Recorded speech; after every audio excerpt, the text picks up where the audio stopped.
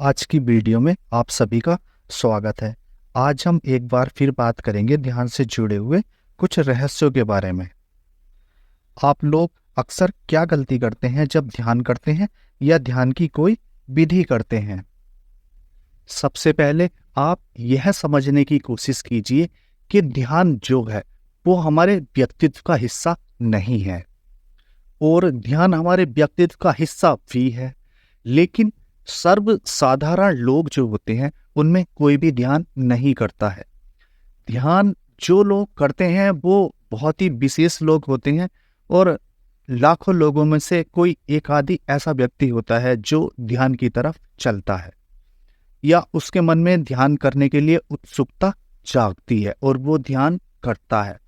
आप सब में ऐसे बहुत लोग हैं जो ध्यान कर भी रहे हैं, लेकिन समस्या उनके साथ आ कहाँ रही है। अब ऐसा सपोज कीजिए आप ध्यान की विधि कर रहे हैं या ध्यान में लेटे हुए हैं, कोई विधि नहीं भी कर रहे हैं, तो आप लोग करते क्या हैं? आप अचानक से ध्यान करते करते देखिए, ध्यान हमारे मन से भी कहीं ना कहीं हमारा जुड़ाव तो है। आप सब समझते ही हैं, संसार में रहने के बाद मन अपना कार्य करता है, मन के अधीन ही हम चलते हैं। तो ऐसे ही मन जो है ध्यान में भी हमारे लिए बाधाएं खड़ी करता है। ध्यान की जब परिपक्वता की स्थिति आ जाती है तो फिर मन कितनी भी उछल कूद करे कोई फर्क नहीं पड़ता है, और हमारे भीतर कोई विचार भी चलते हैं तो उन विचारों का भी कोई फर्क नहीं पड़ता है। फिर हम उन विचारों को साक्षी होकर देखने लगते हैं।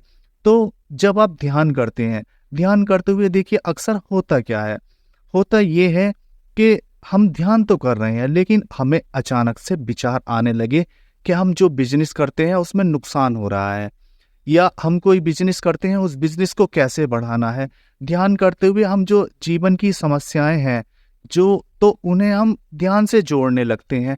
जब हम ध्यान से जोड़ने लगते हैं तो हमारा शरीर अधिक शांत होने लगता है। तो शरीर जब शांत होता है तो किसी भी बात के बारे में जब आप गहराई से सोचने लगोगे तो उसमें नए नए मार्ग खुलने लगेंगे। तो अक्सर लोग क्या करते हैं कि ध्यान में जो है, जो उनके संसार से जुड़ी हुई चीजें हैं वो ध्यान में वापिस ले आते हैं, और वो ध्यान करते हुए उसी बारे में सोचने लगते हैं।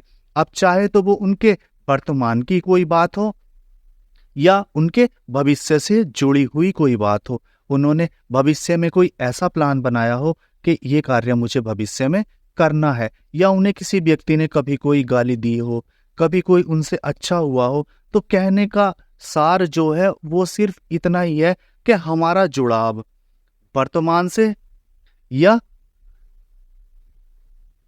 करने के लिए हमें पास्ट और फ्यूचर से दूर जाना होता है, जबकि मन हमें ले ही पास्ट और फ्यूचर में जाता है। तो जब आप कोई भी ध्यान की विधि करें, आपको ऐसे विचार आए, तो आप कोशिश ये करें कि ना तो भविष्य से जोड़ें ना ही पास्ट से जोड़ें, क्योंकि आप जानते हैं ध्यान का मतलब है वर्तमान में आना। ध्यान का सहज और सरल और मूल मंत्र जो है वो है वर्तमान। आपको वर्तमान में ही रहना है। यदि ध्यान में ऐसे विचार आ भी रहे हैं कि आप भविष्य की सोच रहे हैं या पास्ट की सोच रहे हैं, तो उनसे बचने के लिए आप क्या कर सकते हैं कि आपका शरीर तो फिलहाल वर्तमान में ही है, चाहे वो शिथिल ही अवस्था में क्यों ना हो, फिलहाल आपका शरीर तो है। तो आप अगर ऐसे विचारों से या वर्तमान में आने के लिए, पास्ट और फ्यूचर से बचने के लिए अपने शरीर पर भी ध्यान दे सकते हैं। आप देख सकते हैं कि आपका शरीर लेटा हुआ है और ध्यान की अवस्था में है। इसी के बाद जब आप अगर चाहें तो जो समस्याएं ध्यान में आपको भविष्य में खड़ी होंगी, वो खड़ी ऐसे ही होती हैं, इसी कारण से वो खड़ी होती हैं कि आप या तो पास्ट से जुड़ते हैं या फ्यूचर से जुड़ते हैं, आप वर्तमान में नहीं रहते हैं। तो कोशिश आपको हमेशा करनी क्या है? आपको कोशिश यही करनी है कि आप वर्तमान में रहें। ध्यान भी कर रहे हैं, कोई विधि भी कर रहे हैं, यदि विचार या आपके साथ ऐसी कोई घटना हो रही है तो कोशिश करें वर्तमान में आने की, क्योंकि वर्तमान ही सूत्र है। ध्यान ही आप पर काम करेगा, साक्षी तक ले जाएगा। साक्षी में जाना भी वर्तमान ही है। आप वर्तमान में ही होगे तभी साक्षी भाव में स्थित रह सकते हो। ध्यान का कारण कुछ और नहीं है। ध्यान सिर्फ क्या है, आपको वर्तमान में लेके आएगा।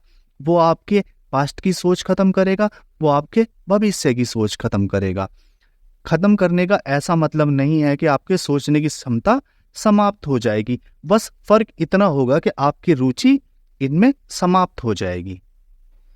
आप सब जैसे जानते हैं, आपके सामने ध्यान के लिए अनंत विधियां हैं, जो कि आप सब जानते भी हैं और आप लोगों ने पढ़ी भी हैं।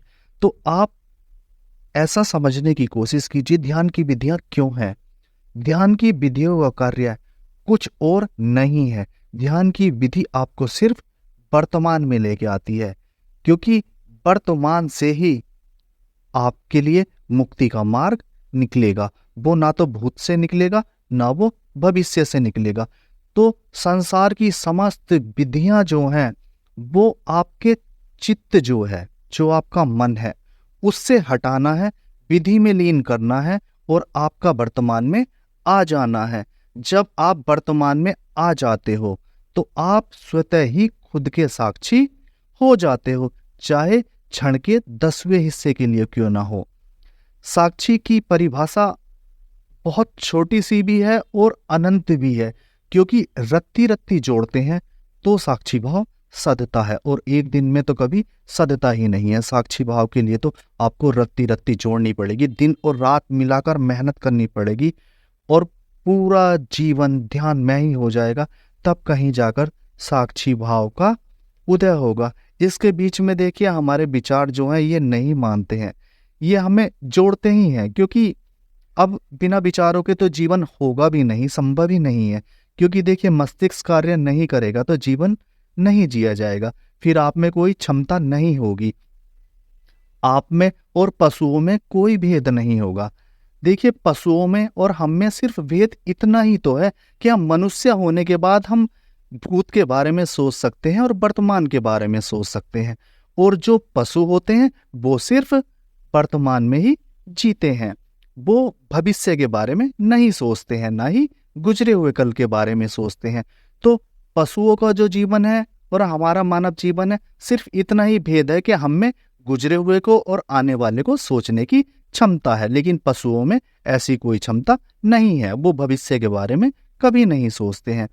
तो जो भी विधि आपके जीवन में आएगी, आप पर कोई विधि काम नहीं करती है तो आप बदल कर देख लीजिए। जैसे जैसे आपको स्वतः ही लगने लगेगा कि मुझे कौन सी विधि अच्छे से काम करती है। इन सब बातों का सार सिर्फ इतना ही है कि यदि आप ध्यान करते हैं तो वर्तमान में रहें, विचारों में, सोच में ज्यादा ना उलझे। सोच इधर उधर जाती है, शरीर पर ध्यान दीजिए। आपके पास कोई घटना और घट रही है, कोई आवाज आ रही है, कोई बोल रहा है, कोई बात कर रहा है, कोई जानवर चिल्ला रहा है, कोई कुत्ता भौंक रहा है, कोई कोयल बोल रही है, तो आप उसके ऊपर थोड़ी देर फोकस ले जाइए। वो जो आवाज है वो भी आपको मनमोहक लगने लगेगी। तो दोस्तों, आपको करना सिर्फ यही है, ध्यान साधकों को सिर्फ वर्तमान में रहने की कोशिश कीजिए। अपने को व्यर्थ की चीजों में ज्यादा ना उलझाएं। ध्यान की परिपक्वता आपको मंजिल तक लेके जाएगी, लेकिन परिपक्वता तक पहुंचने के लिए आपको तपश्चर्या तो करनी ही पड़ेगी। वो तो निश्चित ही है। हम राजा जनक जैसे लोग तो हैं नहीं जो सिर्फ सुनकर ही आप सबका कार्य हो जाए। तो इसलिए आप सबको तपश्चर्या तो करनी ही पड़ेगी। तपश्चर्या करने से ही आपके लिए नए द्वार खुलेंगे और आप समझोगे क्या ध्यान है, कैसे ध्यान में रहना है, कैसे ध्यान में जीवन जिया जाता है, कैसे पूरे समय ध्यान में रहा जाता है। मित्रों, आज की इस रहस्यमय चर्चा को यहीं समाप्त करता हूँ। संपूर्ण अस्तित्व को मेरा प्रणाम। आप सबका शुभ हो।